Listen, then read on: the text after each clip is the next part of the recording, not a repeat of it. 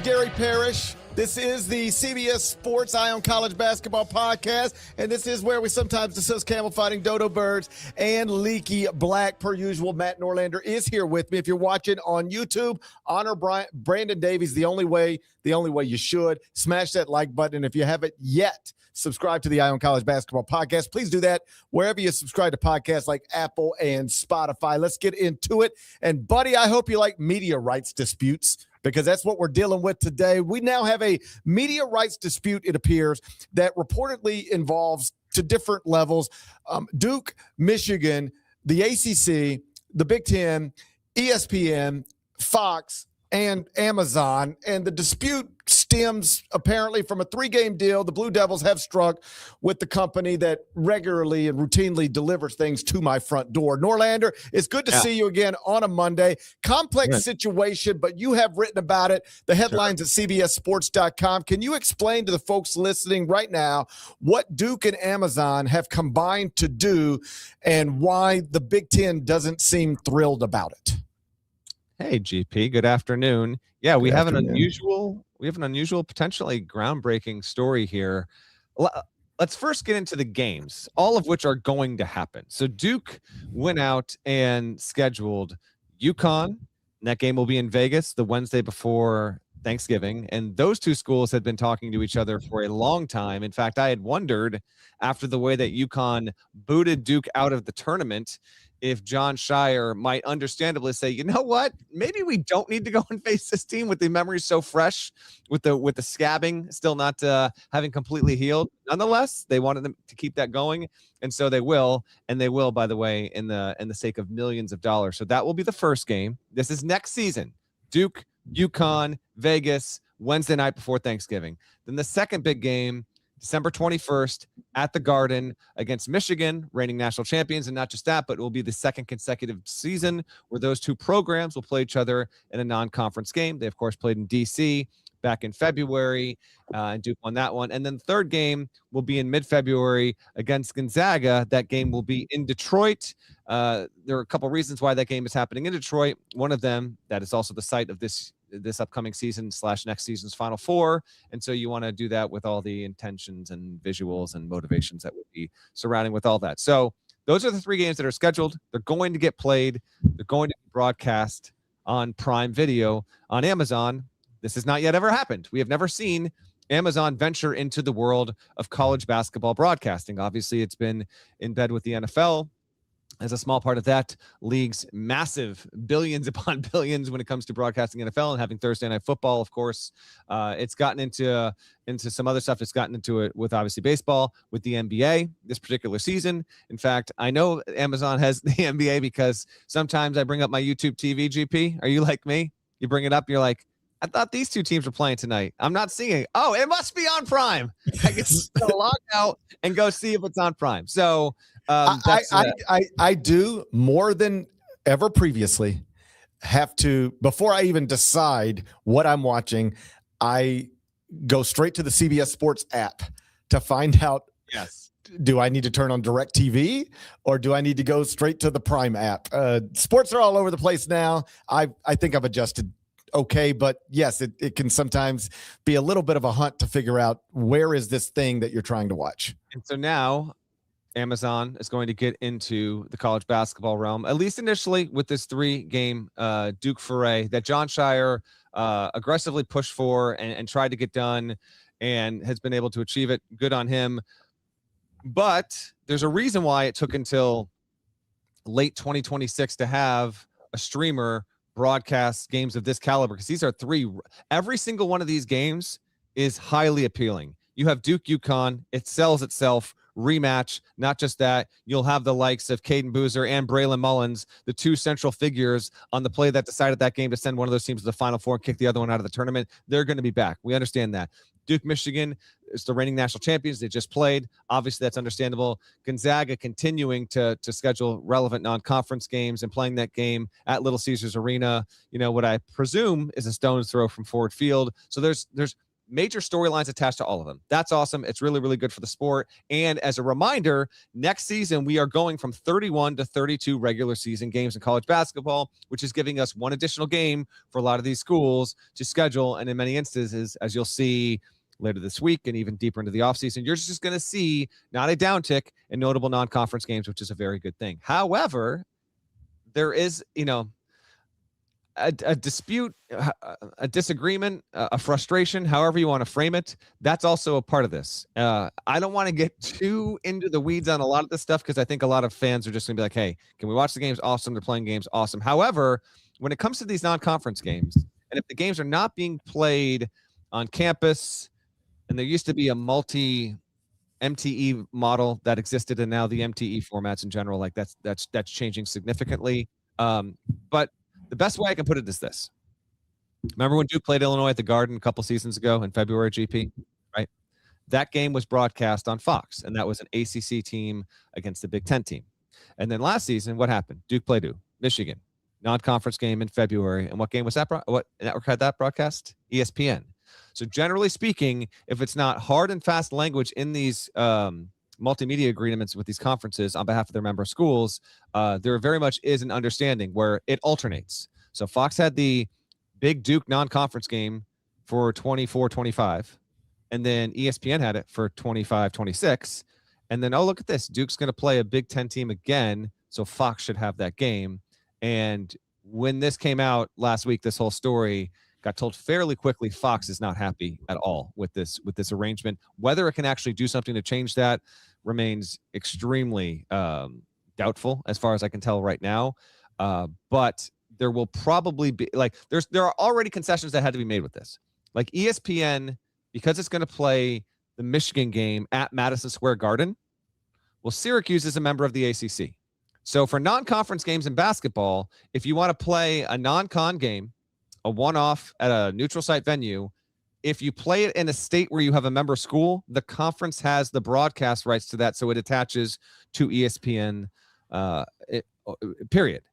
ESPN was willing, and I say willing because it did not have to do this, but then again, Duke is Duke, to say, okay, you want to go and play Michigan at the Garden, we'll let you do that, but if you're going to do that, then you've got to play two events in 27-28 and 28-29 that will be on ESPN's air, that ESPN will create those. These are things we don't even know what they're going to be. Maybe one of them's the Jimmy V. Maybe it's going to be something we've never even heard of, and they're going to concoct a new 4-team event that Duke will have to be a part of. That was the trade for it. I talked to a source earlier today. I want to give you a direct quote that the source gave me here. Everybody's keeping an eye on, quote, here's the quote. Everybody's keeping an eye on this because if Duke can do this for basketball, then others are going to keep an eye on it for other sports. Why wouldn't Kentucky and Carolina be calling ESPN and saying, hey, come on now, we bring in just as much value as Duke, and you're going to do that for Duke and not for us? ESPN opened the door as to where that cut line is, end quote, as it stands to non-conference one-off matchups. And if you're going to have streamers get involved in this, like, it gets really, really messy when it comes to broadcasting non-conference games, whereas the leagues have been essentially working in gentlemanly fashion over it gets contentious. There's a lot of value in about 10 of these schools. Duke is at the top of that list. And so here we are. I don't think it's going to go anywhere other than Amazon, GP, and I've got even more on this, but I've been taking way too much. You teed me up. I'm trying to give you everything, but it is intriguing none the same. And I do think we will get to a reality, I don't know, not too far in the distant future, where a streamer will be part of the college basketball viewing experience beyond the level where it is now, where you've got to go to Peacock to watch them. That's not what I'm talking about. I'm talking about streamers that don't have specific rights deals right now. I think this is the door cracking ajar, and probably leads us to a path that we can see where we're going. If you're North Carolina, how do you feel about this? Are you mad at ESPN for allowing this to happen, or do you recognize it as, well, hey, you better not stand in front of us when we try to do something similar? Because this isn't just because for fans, perhaps we should clarify this. For fans, This really is just like, hey, two awesome basketball programs are going to play a game. I don't care where you put it. I can't wait. That's going to be great. Yeah. But from a basketball perspective, this is an agreement that puts millions of dollars into Duke's players' pockets. Yes. Like this is a real advantage for the Duke men's basketball program that other programs have not been able to tap in yet to this degree. And so from North Carolina's perspective, like, you just enhanced our rival and you didn't have to. That comes at the expense of us. I'm wondering, are you furious, or do you go, all right, maybe we should have thought of that, but now that we know what's allowed, well, we're going to be knocking on your door and asking for permission very soon, and I dare you to even hesitate a little. Yes, to that exact note, one of the sources I talked with earlier today said that this Duke situation on Amazon opened up, quote, Pandora's box, right, end quote, when it comes to this because of this specific thing. The first report on this, Ross Dellinger at Yahoo had it late on Friday over just the Big Ten's unhappiness with all of this. If you really are paying attention to a lot of this stuff, you'll notice that Michigan, when it announced this, go check every single official Michigan channel. The word Amazon, the word Prime, the word video doesn't appear in any of those releases. There's even some questions on did this get pushed through by Duke on a quicker timeline than the other three schools were maybe even comfortable with, that the Big Ten was comfortable with. I think that's out there. Duke is also, this is my informed speculation. I don't think there's a world in which Duke isn't getting paid the bare minimum of $4 million for these games. I think $5, $6, or $7 million is way more likely. Meanwhile, the schools playing in these, UConn, because Duke is taking on, they're trying to basically run 3 different standalone, one-off non-conference games.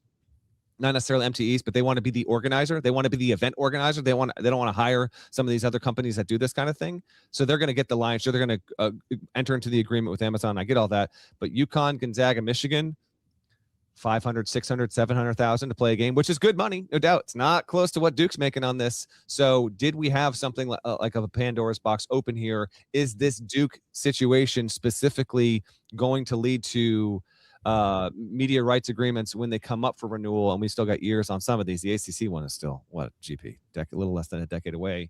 Will we see, language written to these contracts that prohibits this down the road? I don't know. There, college football fans listening and watching that really follow this stuff. Again, you got to be into this on a hardcore level. But USC, Notre Dame, they tried to essentially market a game, a one-off, to Netflix, and the television companies were like, "You're not doing this. You are extremely valuable inventory to us." That's why, this is a whole other side of the industry that we work in when it comes to TV deals, but quite literally worth billions of dollars, and why there's a lot of stakes attached to a lot of this stuff. So it is interesting to see that there was a not so delayed immediate report about, hey, the Big Ten and fundamental Fox not happy whatsoever with this, and we might have a couple more bumps, barriers along the way, GP. But I do think we will get to December 21st, and you will turn on your television. You will have to bring up Prime Video, and on that night, you will see Duke play Michigan on Amazon. I agree. I do find the whole situation fascinating, though, because I've read a lot of stuff about this, and I saw a tweet from a guy. I apologize. I didn't bookmark it. Lawyer? It's somebody very smart about stuff like this, who seemed to, they certainly, if they don't know what they're talking about, they're very good at sounding like they know what they're talking about. And they bottom lined it basically with, the Big Ten has a complaint here, but probably not a real course of action. Right. I understand why the Big Ten's pissed, or Fox is pissed, or whoever's pissed, but they probably are not going to be able to do much about it other than raise concerns and try to use it as a negotiating tactic to get something from somebody down the road. But this game is going to be played as presented, it appears. What's interesting is that I was about to say I promise. I shouldn't say things like I promise about things I'm not actually that well versed on. But I bet you if these contracts are written in a way that gives Fox and the Big Ten no recourse, the next contracts will be written differently. You'll put language in there to try to shore this stuff up, because this seems like another situation where the world just changes, but the contract language doesn't quite change with it. And somebody Duke recognized a possible loophole and was able to jump right through it. On a much smaller scale, like the smallest scale, but it's sort of similar in nature, I think. I'll be quick with this. But when I left I worked at a radio station here in Memphis, and I left there and came straight over here to Grind City Media without any interruption, even though it is pretty standard for radio people to have non-competes in their contracts. So in theory, a normal standard radio contract would be, I couldn't leave one station in Memphis and go to another station within 100 and something mile, 200 mile, 300 mile radius within 6 months. Can I guess? Go ahead. Can I guess?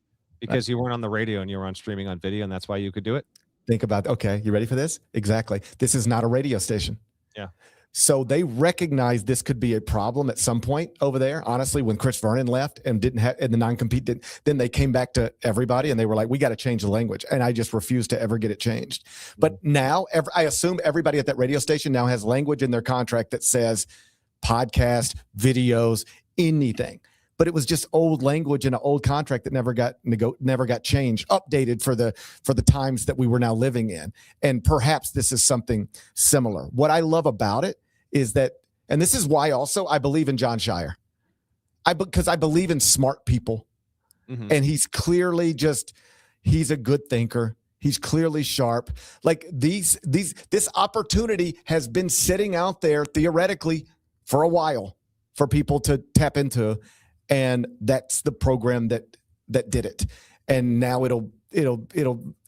I promise you, other coaches of big brands woke up the day after this was announced and were like, hold on, are we missing something here?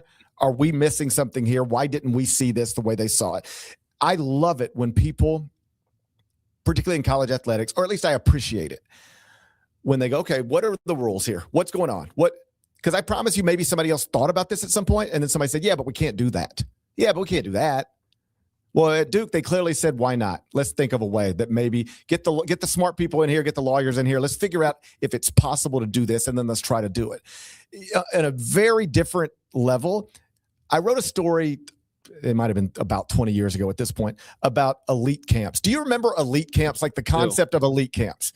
So the concept of an elite camp would be, this is amateurism at its core. You can't pay people. You can't do anything. So the elite camp, every basketball program has a camp, and they invite my kids. Like, they get a letter in the mail, and it's like, hey, if you got little kids and they want to come to, the Rick Barnes basketball camp, you can send them to the Rick Barnes. Come on down 4 days. We feed them. They go from 9 to 5, the whole deal. Yes. Every program does this. And honestly, before NIL, it was one of the most critical ways to both make money, and you could actually get your players to earn real deal money as a legal workaround for a long, long time. NIL, there still exists, but it's not what it once was. Yes. So the concept of elite camps, I think Billy Donovan, when I started talking to people, they were like, Billy Donovan is the one who came up with this, or Billy's the one who took it to another level. And I wrote the story, and I just remember getting the call from Billy, and he was like, I wish you wouldn't have wrote that. But I was like, I remember talking to Billy, and I was like, Billy, I think this is awesome. And he was like, yeah, but I don't like people. I don't know what he said. It was a long time ago. But burden of the innovator. What do you want to say? Well, but I thought it was awesome, because here's a guy going, let's think. Let's think. What can we do? So here was the concept of elite camps. You would run your normal basketball camps to get, like, my kids to pay $250 to come hang out with Joakim Noah or whatever. But then you would have elite camps, and those were invitation only. And hey, you don't have to pay nothing to come to these. You're just an awesome high school player. You don't have to pay anything. Now, we can't pay you to come. We can't do anything. But if you can get here, you're here. Now, who do you hire to work your camp?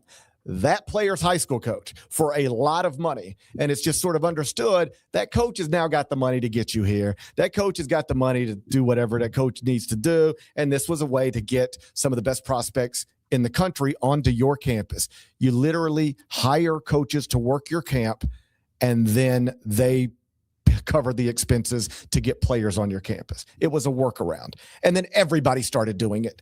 And this feels like that Duke found a workaround, and now everybody who has a brand big enough to even get the attention of Amazon or anybody else is at least going to be wondering, if not pursuing similar type deals. And until these contracts are updated with different language, like, you're probably like, it's a weird time because something just happened that could change the way universities all over the country, the biggest brands, are thinking about doing things in contradiction of traditional television contracts that we've always assumed just sort of made it the way it's always been. Yeah, no doubt. If there's anything that's in the actual like written language with the Big Ten and Fox, like if there's something there, you could see a lawsuit on, again, not with Duke's side, like Duke, Amazon, ESPN, they cleared this like they came to the agreement. ESPN is allowing this to happen, frankly, because Duke is Duke. Duke wields a bigger stick than anyone in college basketball. You get that. On the Michigan side, the Big Ten side, they would have to quite literally have language in there. And I figure if they did, we wouldn't have gotten to this point, I would think. Then again, Duke went with the release first, and then the schools followed thereafter, not far after, back on Thursday. But this does feel like, to me, a more of a Big Ten versus ACC. Let's figure out what's going to happen here. And what could well happen is, again, we're super into the weeds on when it comes to like broadcasting these non-conference games. The Big Ten, by nature of losing out on this Duke Michigan game, which is a Duke Michigan at the Garden, the week of Christmas. That's going to be a massive day for ball. That's a massive game to not have. It would not shock me if, and who knows if what games they'll be, if Fox gets the next two notable ones of this, and maybe it's not necessarily Duke specific, but they're probably going to be handed. There's going to have to be a favor that's going to come back around on this, I would think, with all this. And my bottom line take on it, this is a really good thing for college basketball in this regard. The inventory of the sport in November and December, it does seem to be rising. Not that it was never not valuable. It always has been, but it really feels as though you've got a lot of coaches that want to schedule these games, that want to try and find each other. It's a really great time to be for college basketball, a great space to be in. And so, but the nature that this is such a massive deal reflects very well on college basketball, because for the fan, for people watching this podcast, listening to us, your experience and enjoyment of the sport before we get to conference play, it is being uplifted as a result. And you want this kind of competitiveness that's out there to make for the best games possible long before we get to January. And on Duke UConn, just to double down on what you said, it's not just Duke UConn after that Elite Eight game. It's Duke UConn with Caden Boozer, with Braylon Mullins. Like in college basketball, we don't get to revisit moments very often because the players just come and go. Like they're just gone. And yet we will relive perhaps the biggest moment of the 2026 NCAA tournament and one of the biggest moments of all time. And like, we're going to get together a year later and the characters are going to be the same. It's going to be the same coaches. Like Braylon Mullins and Caden Boozer are the key characters in one of the biggest moments in NCAA tournament history. And I'm assuming they're going to sit down and have to talk about it and all that. We don't get that in college basketball. That's going to be a cool day. Yeah, and last thing here, it just sprung to mind. I think I saw maybe a little bit of questions about this out there in the ensuing hours after this stuff got released. Why is Duke not playing UConn at the Garden? Why aren't they playing Gonzaga in Vegas? And why aren't they playing Michigan in Detroit? It's specifically because those territories, non-conference-wise, and what leagues have control versus don't have control over the scheduling freedom that comes with it. I know it's a little bit antithetical to think, why are Duke and UConn flying all the way to Vegas to play each other on the Wednesday before Thanksgiving when they could play at the Garden? It can't happen like that. The Big East would have, and the ACC having territory in New York City makes that extremely hard to do. So that's, if you've had that question why, that's essentially the reason why they are doing it at those specific venues. Oh, by the way, though, you're going to have Duke UConn Wednesday night before Thanksgiving. That's going to actually pair with Players Era out there. So that's going to be a pretty magnificent week out there in the desert leading up into Turkey Day. All right. We ready to move on to some transfer portal? Top two portal classes of this year's cycle, because we got some news, buddy. We have some news. Louisville has added a center. Tennessee has added a high-scoring guard from Wake Forest. We'll get into both of those developments next. First, I'm going to need a word from our partners. When you need your sports news all the time, we've got breaking news to bring to you. CBS Sports HQ hits every highlight from all the sports that matter to you. JJ, we appreciate your time breaking it down. A lot of movement in the rankings this week. With the plays you missed. What a finish at the final round of play. And analysis to give you an edge. All we need is 20 points. I was shaking in my boots. Texas, Ohio State, who wins this game? We're bringing you that breaking news right here on HQ. CBS Sports HQ, streaming free 24/7. Got a few recruiting developments we'll touch on here. Let's start at Louisville, where Obinna Ekezie Jr., a top 5 prospect in the class of 2027, has committed to the Cardinals. He is reclassifying after being labeled as the number 1 center in the class of 2027, a consensus top 5 prospect in the class. He will reclassify to 2026, enroll this summer, and play for Louisville next season. I'm not going to ask you to break down Obinna Ekezie Jr. He's very young. I can't imagine you've seen him much, if at all, but it is another undeniably talented piece for Portal Pat Kelsey, who is absolutely cleaning up. What did you make of what Louisville has done lately this offseason? And it looks like a Final Four contender to me. Does it look like one to you? Yes. Final Four contender, yes. Yeah. Ekezie, I just actually checked our 2026 page. He hasn't been thrown in there. I would think he's he's going to be anywhere after the fact. Here's the 2026 prospect rankings. Stokes to Kansas, Jordan Smith Jr. to Arkansas, Caleb Holt to Arizona. And then you've got Cameron Williams to Duke at 4, Jason Crow Jr. to Missouri at 5, Bruce Branch at 6 to BYU. I would think Ekezie at worst is 7, because right now 7 is Anthony Thompson, Ohio State. I think Ekezie a better prospect than Thompson. Dylan Mingo going to Baylor. He's 8. This is class of 26. Remember, Ekezie is reclassifying. Christian Collins to USC at 9. And then Darren Rippey as a point guard. He's going to go play at Duke and come off the bench next season. So how about that? I'm looking at this right now, GP. We've got 10 players going to 9 schools next season. And if that really that'll bump Rippey down. That's, how about that? 10 players to 10 schools. I like that. Don't always get that. That's kind of good spread out there. Louisville, Final Four contender, yes. Ekezie likely to come off the bench, although if you told me they played, and Ekezie like a 7-foot guy, really good defender, good around the rim. I don't think he's 18 yet. I think he turns 18 this month. Pair him with Badunga, who's going to be the center. Alvaro Figueres from Iowa. Probably start at the 4. Maybe flex between Ekezie and Fulgaris in the front court there. Carter Knox will start, transfer from Arkansas. Adrian Woolley back at the 2, and then Jackson Shellstad will be the 1, making his way from Oregon there. This is, I believe, 247 ranks this as the number 1 portal class. And Ekezie's not in the portal. He's just reclassifying his high school prospect there. You'll also have London Johnson, 6'3" point guard from the G League, coming through. Deshaun Montgomery, Dayton transfer. He's a guard who's in the mix there as well.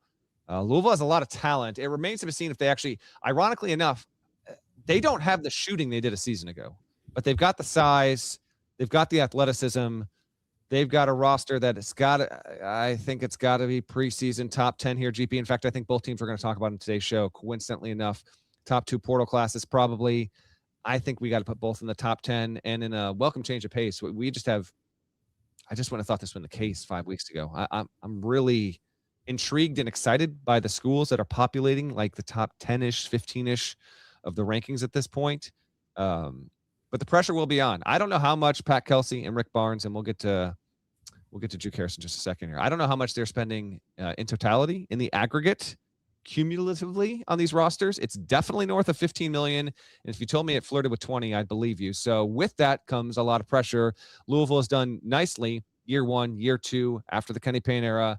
Kelsey has gotten that program right back on track. Now, they have not had the March success yet, and now this roster is going to come with those kind of expectations.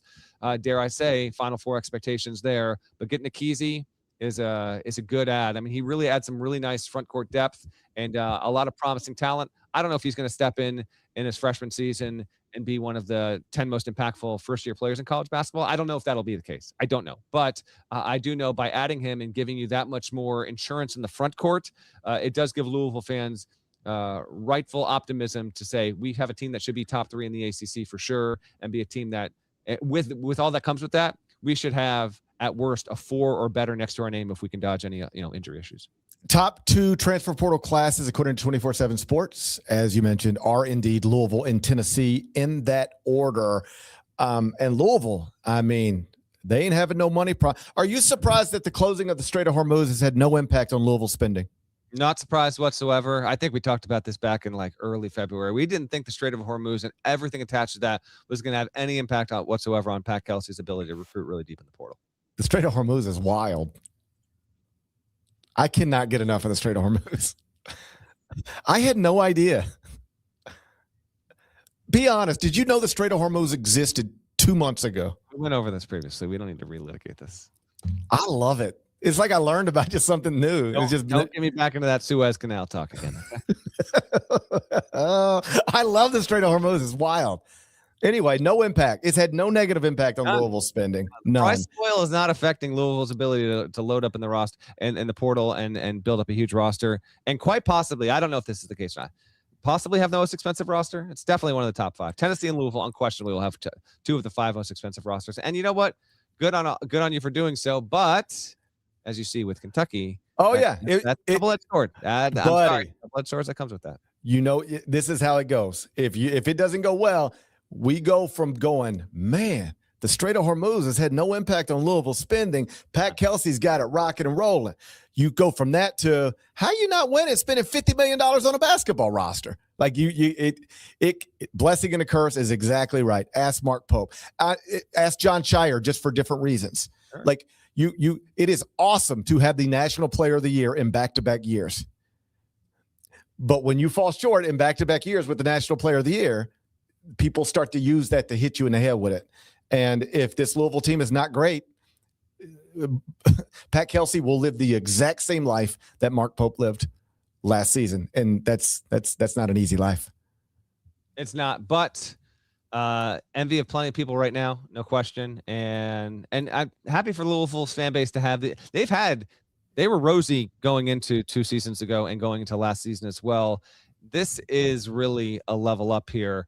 But don't want to frame that as like it's this, impeccable roster. It's not. They have traded off some shooting, certainly to up in size. You just look at Kesey. Vulgaris is like a fairly stretchy 4. Badunga, one of the 5 best defenders in the sport last season, Knox in his size. They are seeing, not every team, but they are seeing the teams that were in that conversation to be 1 seeds. And he is saying, okay, I'm going to trade off on going super guard heavy, having 5 guys on my roster that can shoot 38% or better from 3, and instead lean in on the size and physicality point of it. And with that, when you get more bigs, they tend to be more expensive. Like, I don't know how much that they had to pay for Flory. It was definitely at least $4 million. If you told me it's 5, I'd believe you. So with that, you're going to have to spend a ton of money, and hopefully it all pays off. But no guarantee of it whatsoever. The heat will be on, but I can't wait to see what Louisville looks like, because this is a very tempting roster in general. Like, I don't have Carter Knox lost in the shuffle, but I feel like people don't realize like how he stands to become even better. Like, if he really taps into everything he's capable of, like, he could be the guy that really unlocks Louisville to be that Final Four level kind of program there. So yeah, I'm excited, and good on them for getting a reclass here. I see Kesey as just a nice insurance policy. Like, it's a bonus. You would have had a really good roster without him, and now you add the 7-footer, someone who 13 and a half months from now, GP, could be like, it's conceivable he could turn himself into a top 20 pick in the NBA draft in what will be definitely a down NBA draft. Good on him getting it done, getting to reclassify. Hopefully from a physicality point, he's ready. He seems ready to me, and I'm excited to see him next year in UofL. Another place where the closing of the Strait of Hormuz has had no negative impact on spending is Knoxville, Tennessee, where Rick Barnes added earlier today Juke Harris from Tennessee. He, of course, played at Wake Forest last season, more than 21 points per game. Rick had said something recently, I think we touched on this, about how recruiting he enjoys it this way more than the way he used to enjoy it. It's just more efficient, less wasted time. It's very transactional, but if you're at a place like the University of Tennessee, if things are transactional, well, you've clearly got the resources to flourish in that game, and Tennessee basketball is doing it right now. They are, and I just can't help but chuckle, because there is a rule in college recruiting, particularly in the portal era. No matter what people said you spent to get a player, that's never the price you actually paid. And if you lost a player, you definitely lost them for way, way more money. So I reported earlier today, and this is through multiple sources. This has been weeks long now. The asking price for Juke Harris was $5 million. Okay, and checking in one more time earlier today with one such source, $5 million no matter what, and the source said at least his agent would not accept a penny less than $5 million. So I understand if there's going to be like some slight damage control, because it's not an enviable position to be in as the Tennessee staff if you get Juke Harris and then you have a national reporter reporting that he came with a $5 million asking price with that because you've got other players on your roster.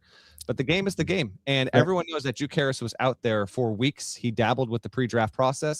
His agent was commanding an extremely high asking price. And good on him for getting paid that amount of money. And good on Rick Barnes for having the kind of support, the Strait of Hormuz not holding them back to put $15+ million into a roster. There's no shame in this whatsoever. There's still a little bit of that out there. Folks, there's no shame in it at all whatsoever. Yes, does it come with the public knowledge of like how much they spent on this roster and so they better win? Yes, as to what we just talked about with Louisville, unquestionably. But Juke Harris's addition to Tennessee, to me, puts them as a top 10 roster overall. He'll start at the 3.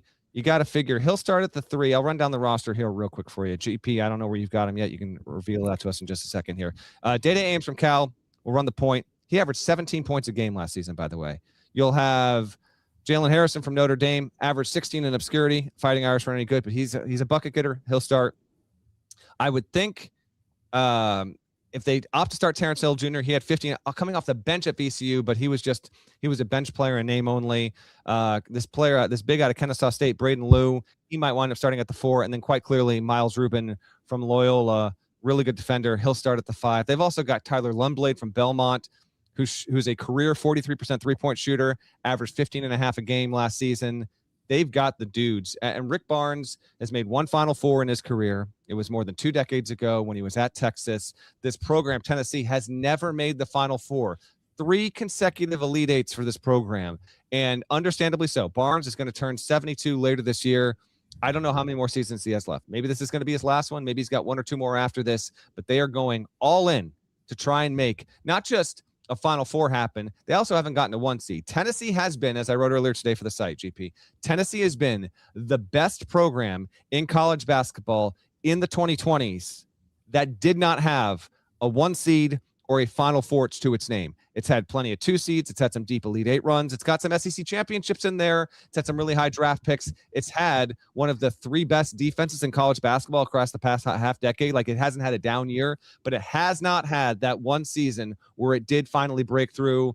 Credit to Barnes and his staff.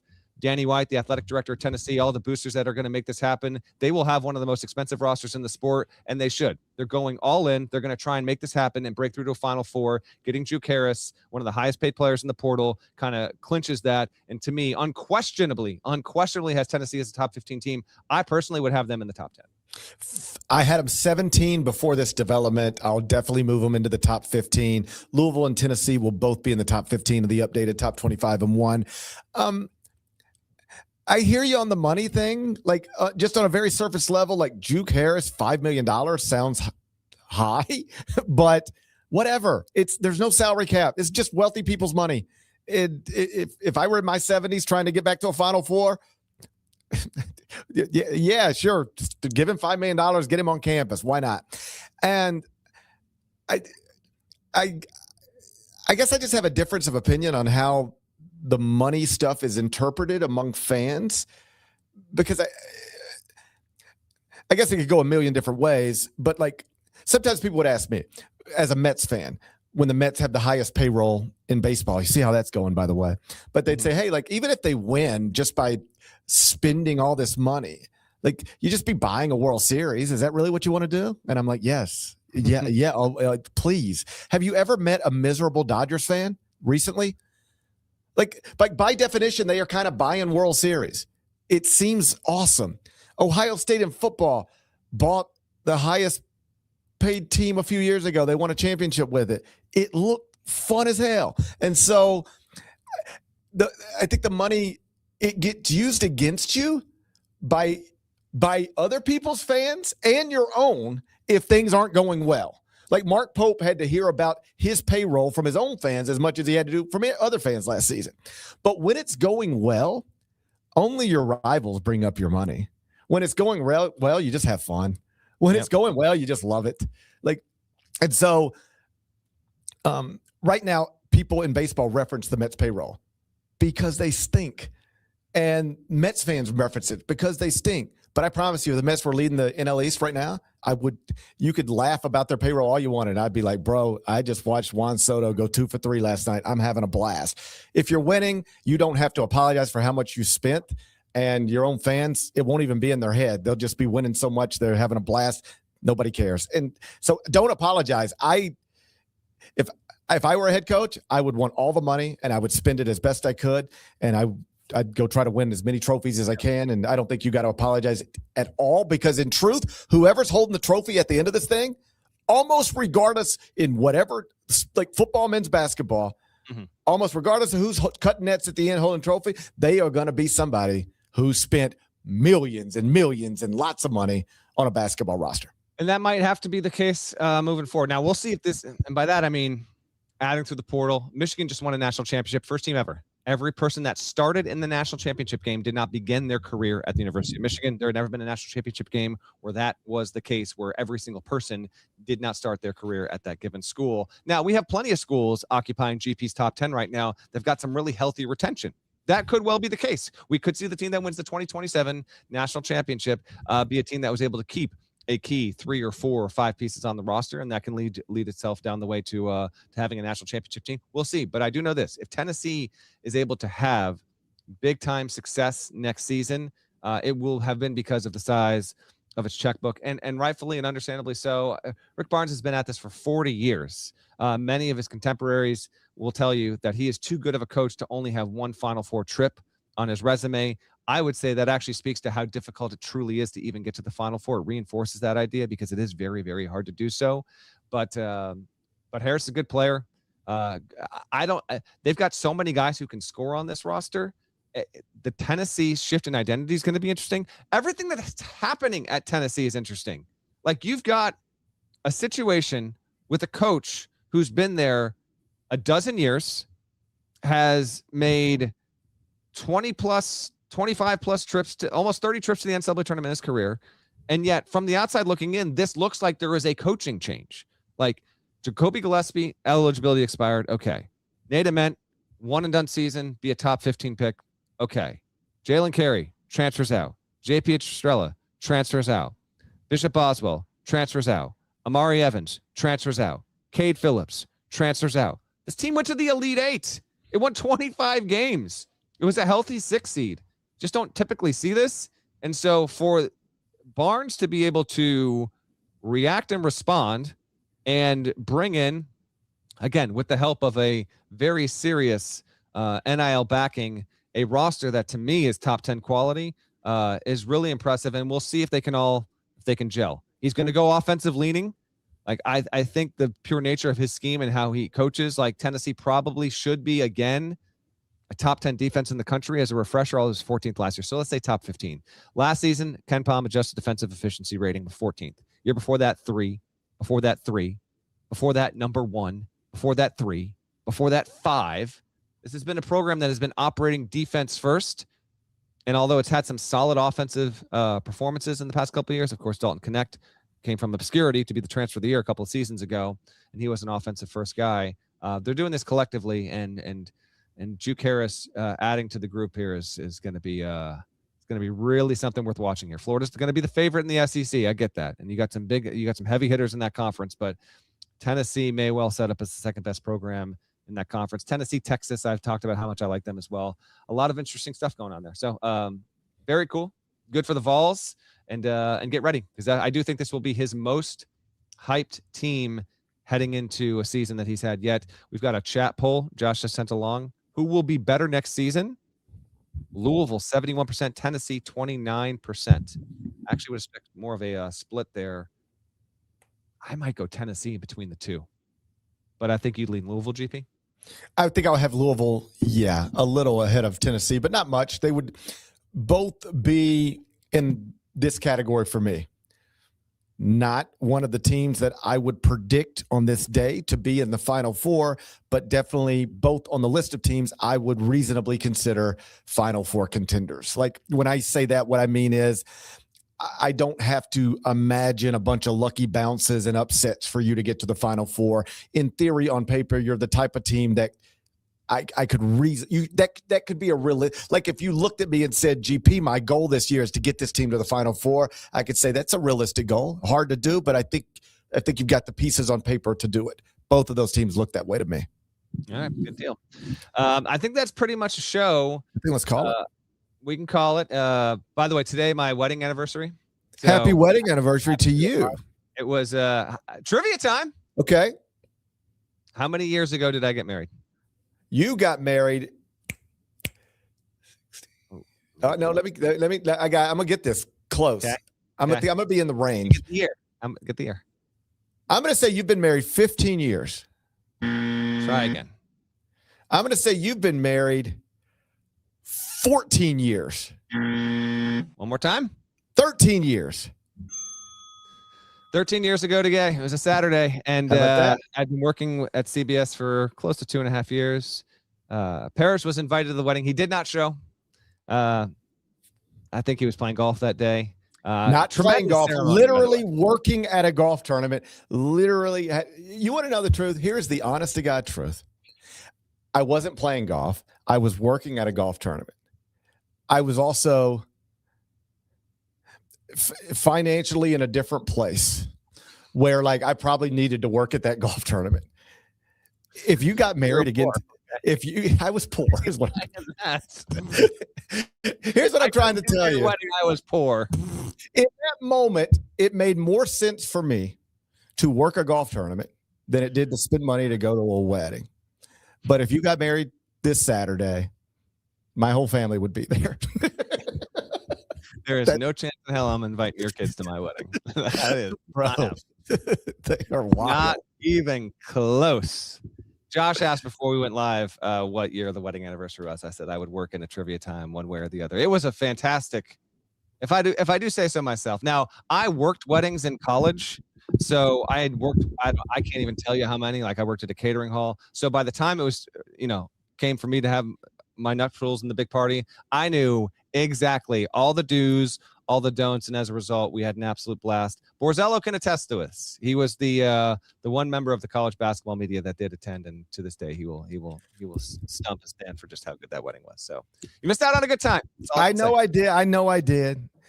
I don't ever want you to have a failed marriage. We aren't. We're good to go. We're just cruising along. Knock on wood, we should be good. Yeah. I know, but I just want to I want it to be. If I get married again, you'll go to the wedding. That's what you're getting at. Bro, anywhere in the world you can have this wedding. Yes, anywhere in the world you can have this wedding. What is your take on destination weddings? Like, if you really want to have this conversation, and I think this will go a long way into explaining like my mindset, and possibly explaining why I was not at your wedding. Here's the truth: my wife and I got married young, and we got married in the Bahamas, and the reason, so a destination wedding, and literally invited nobody because we were young, and I knew that my friends did not have the disposable income to travel to a wedding for me, and I did not want to put that pressure on them. And so I announced to everybody, it's not even an option to go to a wedding, to go to our wedding, because we are doing this alone. And I think we might have framed it like we want it just to be about us. But in truth, like, her parents don't have that kind of money. My parents didn't have that kind of money. Nobody was paying for our wedding. And so we just went and got married. And it is a big regret that I have. It's kind of a sad because it's like we were just by ourselves. Like on our wedding day, we were just by ourselves. Like if you look at my wedding certificate, the best man in my wedding is like some dude I met in the Bahamas. What the hell? Like you have to have a witness, and it's just like a guy signed it. Who will be a witness for my Lord? Gosh. Yeah, so it's the saddest. I have an incredible marriage, But the wedding day is rooted in we were just broke, and we didn't have money to do anything better than what we did, and most of my friends didn't. I didn't want to put that pressure on. Here is the honest to God truth. Long before you got married, I did not want to put pressure on my friends to feel like they had to spend money to get on planes and come to my wedding or anything like that. And we did not have the money to have a big wedding at home. And so we just went to the Bahamas by ourselves and got married. So that's my mindset. Like that's how my head works. And so, that is the chat saying get married again. Why don't you do that? Why don't you celebrate and do the whole thing? You should do that. If you did that, I would go to that. Okay, good. And then if you did that, I would go to that. Okay. Renew the vows. Hey, let's do a 25-year kind of thing. We're halfway there, I guess. Hey, why don't we do a joint Ion College basketball renew the vows? I feel like our wives would love that. Yes, they'd probably love that. They'd probably love that. So here's what I'm saying. You can get married again anywhere in the entire world. I have so many Delta points now. Assholes that says we're going to Italy. You're down? I'm going to Spain this summer for a wedding. Swear to God. Yeah. Oh, there you okay, there we go. There we go. I got so many Delta points now. Hold on. Is this someone that lives in Europe? Is it what foreign exchange? You remember the foreign exchange? Yes, foreign exchange. Okay, so they already live there. That's a different deal. That's not one of your boys who now lives in Atlanta and they're up and going to Spain. No. They live in Berlin, but they are getting married in Mallorca, Spain. So I'm going to be the one person from Mississippi I would be making my second trip to Mallorca, Spain. Why have I been to Mallorca, Spain twice? I think you're living life just fine if you're doing that, by the way. Spain looks incredible. So Mallorca's nice. It's nice. I look forward to it. All right. I feel like we've said enough. I feel like we've said everything. That's the show. By the way, anniversary falling on a Monday. Hey, every 6-7 years. Do you have real anniversary plans tonight? Like we did a little brunch. Kids this is to the young ones out there. We got 2 kids in elementary school right now. So we went out, had a nice little brunch while they were at school. Might try and do something as a family later, but no, that'll be about it. And that's totally fine. But it was all too funny and appropriate that the way the calendar broke, and of course Juke Harris. I mean, come on now, Juke Harris. Come on. Had to get a podcast on the 13-year wedding anniversary. Here we are.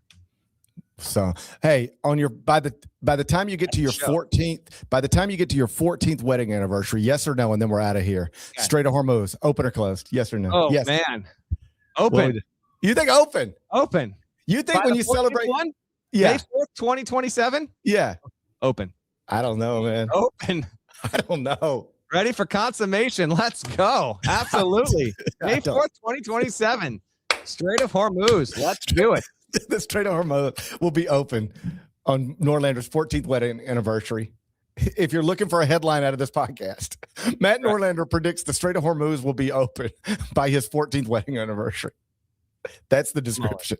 That's right. That's a show. That's a show. Shouts to Devin Downey. Shouts to Chester, South Carolina. Shouts to Terry Teagle. He's a legend. Huck's a legend. Larnell's a legend. Hormuz is a legend.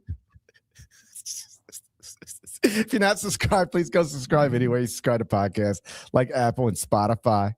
There's more of us than there are of them. That needs to be reflected in the comments. So please do that. And we'll talk to you again real soon. Till then, take care.